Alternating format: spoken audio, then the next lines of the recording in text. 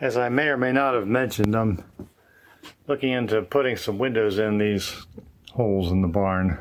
Now what's here isn't the right size, and I'm not willing to open up those window holes big enough to make those fit, and they don't all match. So what I'm planning on doing is making some frames, and I've done that before upstairs, but I did bridle joints on those panes. This one I want to try something different. If you see the way these are put together, there's a profile cut into the, see these are going up and down, it's the stiles. And so the rails here are then cut with a complementary profile to fit into this profile. And it's called cope and stick or something like that.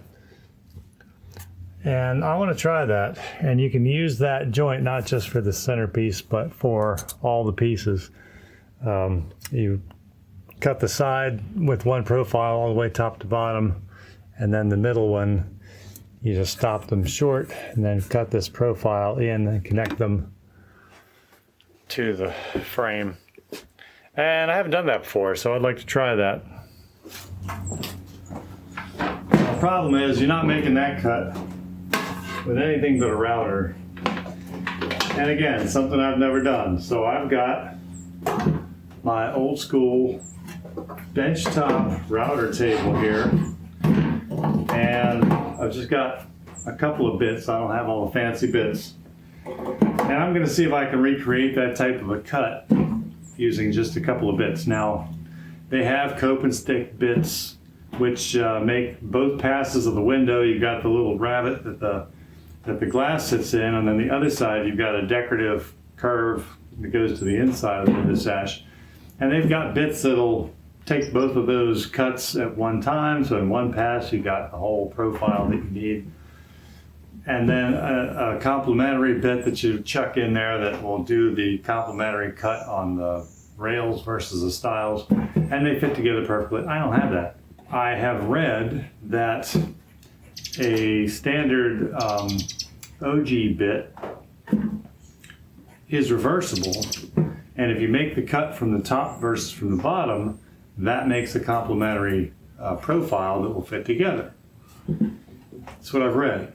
So I'm going to test that theory today. I'm going to pull out my bits, see if I can set this thing up to make these cuts so that they will fit together, and what that's going to take. And if I can do that, then I can just take all the rails, cut them for the profile that I want, then do all the stiles, cut them, and then I'll have just the raw material that I need. I can just cut those up into the lengths and sizes that I need, basically batch out 3 windows. That's the theory. Now here's the bit that I'm talking about. You can see the way it curves. It comes straight in, and by the time it leaves, it's going pretty much straight back out again. So this should be complementary to this when you make those 2 cuts side by side. Let's find out. Yeah, I got my old school benchtop router table here. Again, don't even know where I got it. But you put the bits in there, the router is mounted down below into the table. You just take the table and put clamps on the legs to hold it down to the table. Run your pieces through against the router bit. You've been there, you've seen them. Now this bit has a top bearing. Well, in this orientation, it's a top bearing. If you were routing from the top, I guess it'd be a bottom bearing. It rides against the material, so I guess it stands to reason that the fence here doesn't have to be any farther back or forward than that bearing. So we'll just set the fence to ride on that bearing. The fence, as you can see, is nothing fancy. It is the angle iron they provided with a shop-made fence. Now what I do want to do is kind of check that for some kind of square.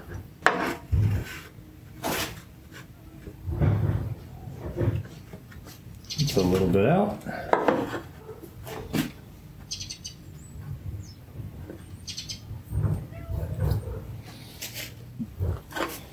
Now that I know it's out, I gotta figure out how to fix it. Okay, after a little bit of fiddling, I got the fence square to the tabletop. So now I've got a couple little scrap pieces I'm gonna run through. One on the bottom.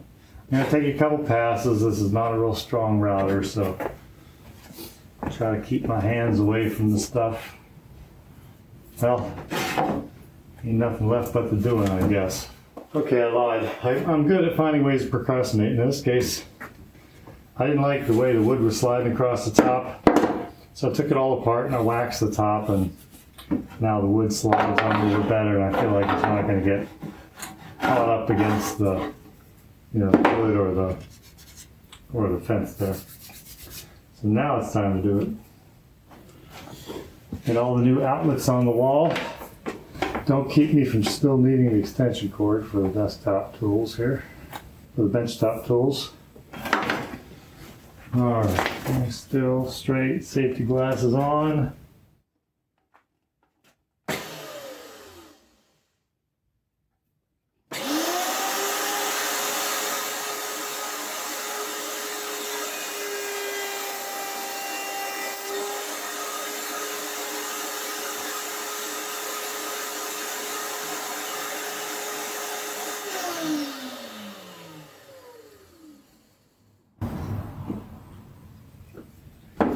I don't think I gave it enough credit. I think that could have taken a much bigger bite.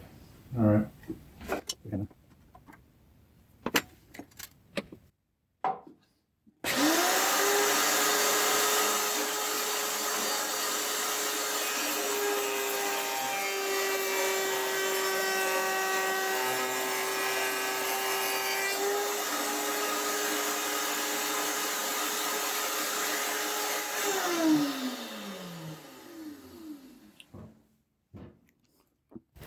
So there's the profile we want.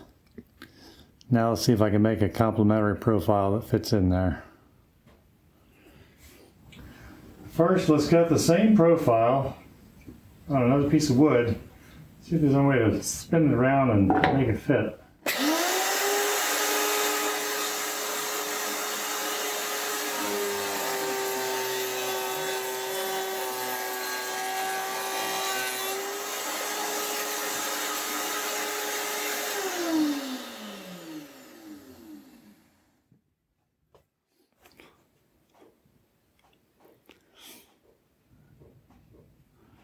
Almost, but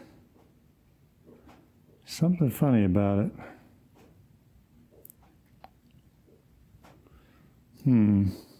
Let's work on that.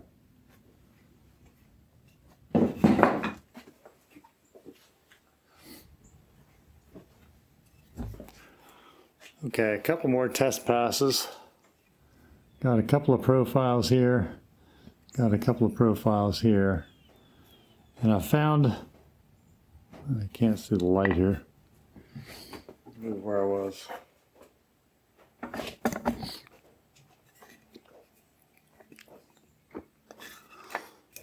I found that where I set the profile a little bit shallower, here I've got the profile cutting a flat edge because it has a square edge on the very bottom. Where I set the profile shallower and got a smooth round over instead of a transition to a square, and did that on both sides,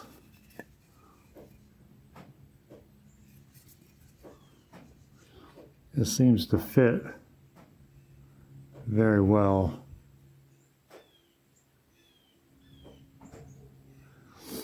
There's something about, there we go.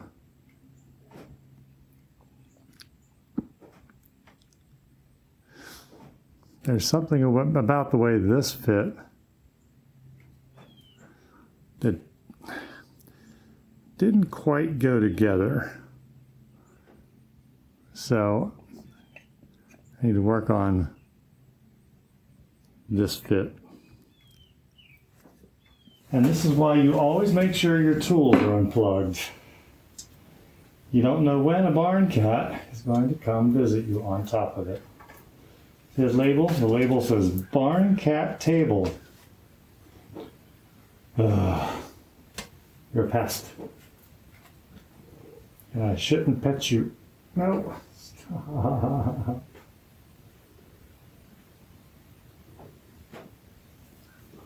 Nope. Don't. Ow, no. All right, this is ridiculous. So, after much router finagling that I didn't show, and a bunch of trial and error, which I didn't show, I mean, I'm telling you about it. That's good, right? All the trial and error and stuff just doesn't make good TV. So, I'll show you what I came up with. What I have here. Which way does this go? You got this, and you got this, and these are supposed to sit together, and they kind of do, but there's light in there, and I think that doesn't make a very good glue joint. So what do you do about that? And then I realized, what I never did? I never checked to see that my router was at 90 degrees to my table. So that could cause this, because I'm thinking, okay, well, you got two complementary things. They're that close. Why would they not engineer it to go together? And they might. But when you put both of those things at a slight angle, they're not going to work. So maybe it's the table. Let's check that out. So how do we check the table? I don't know. Let's figure it out. How better to check the table, I guess, than to use the table? I'm going to find a big fat straight bit. And I'm going to chuck it in there. That should give you straight up and down cut, right? So I'm going to run a board along there, make a pass along that edge and cut it. And then measure that edge against the face of the board that I just cut and see if it's 90 degrees. I guess that makes sense. Unplug for safety. Lock the collet. Unloosen, raise, tighten. Is unloosen a word, or is it just loosen? Because unloosening would be tightening, wouldn't it?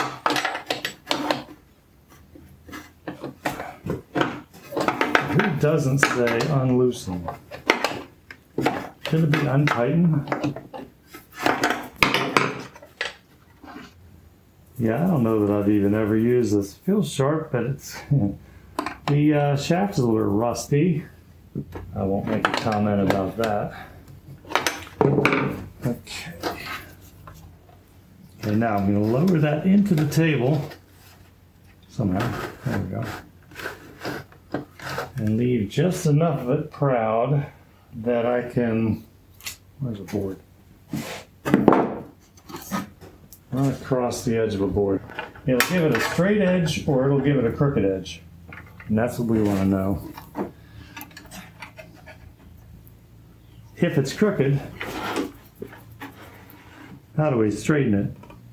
So this is essentially doing the same thing as a jointer or a planer.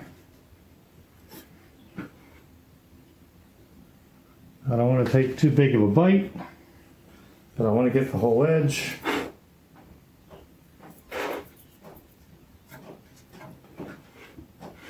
All right, let's go for it. Things locked, collets tight. Unlock shaft, plug it in.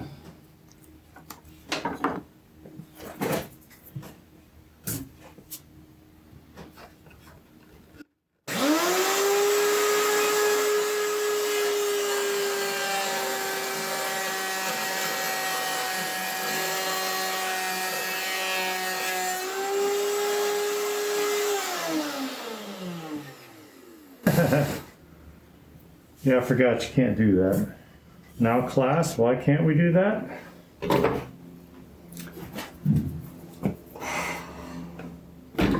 unlike the jointer, this does not have adjustable in-feed and out-feed faces. So as soon as I cut off that 1/8 inch or whatever it was, now it's not resting on the fence. It goes to the fence and it chops in here a little bit farther. So I got a very wavy line. Now it should be, it should still have gotten straight or not, but I just can't rely on that.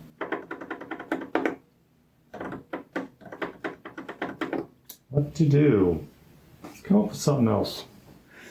All right, new plan. Is it gonna work? I don't know. What I have here is a flush trim bit that is wider than the bit that I had before.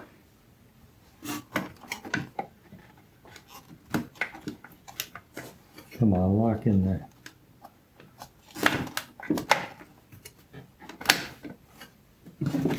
Double checking that I got the collet tight. This is a flush trim bit, it's wider. And it should take that off. Now what I'm gonna do, because the last time I went too far and got too much into it, I'm only gonna push a little ways through so that I can keep the contact on the back of the fence. That way when I get over here, I'm not, pushing it off balance and ruining the cut. I'll go only about halfway through the board. That way this part should be cut the whole way through. It won't tip onto the other part of the fence because I won't let it without the staggered off-feed, out-feed, whatever it's called. And that way I can at least check square on that side that does get cut. At least that's the theory. Let's give it a shot.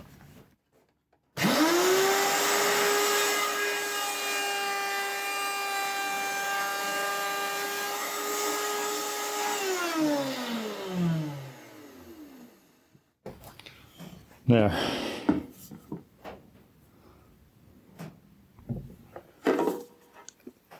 So what I got was, it cut only part of the way. So this part should tell me whether the bit is square with the table. This part I don't care about. Now I don't really have an accurate square, but I do have this combination square and it's pretty close.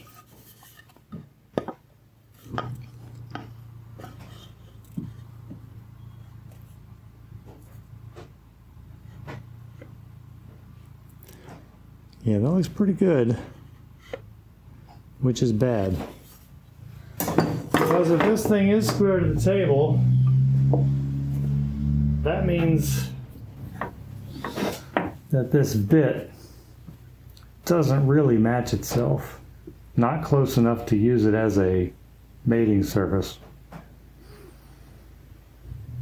Or somehow I'm using it wrong. I don't know. To be determined. Okay, what you're seeing here is the dawn of realization. I'm realizing why these specialty bits exist. If it were super easy to just take your standard run-of-the-mill bits and do a complex, cope and stick joint, and they wouldn't sell many of them, would they? But maybe it's not that easy. It certainly isn't with what I have here. These small 1/4-inch bits clearly are not up to the task. For example, if you look at the profile that I made here, this is the OG profile that I've been working with. But that's really only half of the profile that I need. The other half of the window sash needs this recessed rabbet for the glass to sit into. So this is the full profile. For the matching profile, I was working with only half of the depth that I needed. If I were to be doing that on a full 1.5 inch like this is, because the window frames are 1 3/8 inches, 1.5 inches, then my bit would be slinging all the way up here at the top of my board. Now that leaves way too much of the shaft exposed, and you just can't do that. The router would have nothing to grab onto, be hanging on by a fingernail there, and you can't do that. That, you know, bad things happen to those who try such shenanigans. So even though I couldn't get this to work today, it wasn't all bad. Today's a beautiful day. I got out into the workshop and I used some tools I haven't used for a long time. So get out there, try something new, even if it doesn't work. Come on. Come on. There you go. Pet your barn cat.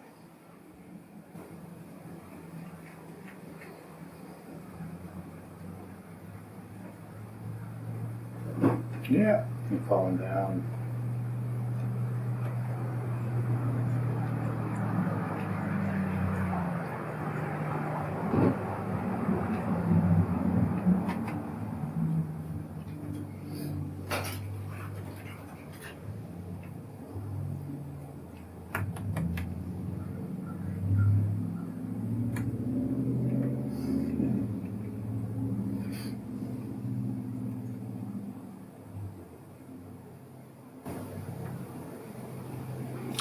All right, I gotta get up. Yeah, come on, I gotta get up. Oh, I know you hate me.